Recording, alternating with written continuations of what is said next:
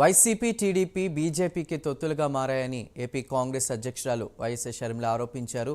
ఏపీకి ఏ మేలు చేయని బీజేపీకి 10 ఏళ్లలో కనీసం రాజధాని కూడా కట్టలేని చంద్రబాబు జగన్లకు ఎందుకు ఓటు వేయాలని ప్రశ్నించారు.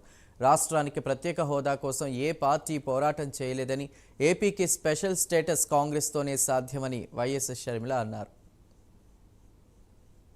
కేంద్రంలో అధికారంలో బీజేపీ పార్టీ ఉంది. ఆ బీజేపీ పార్టీ మనకి ఇవ్వాల్సిన దాంట్లో ఏ ఒక్కటి ఇవ్వలేదు. అయినా కూడా అదే బీజేపీ పార్టీకి తొత్తులుగా పొత్తులు పెట్టుకుని వ్యవహరిస్తున్నారు చంద్రబాబు గారైనా జగన్మోహన్ రెడ్డి గారైనా.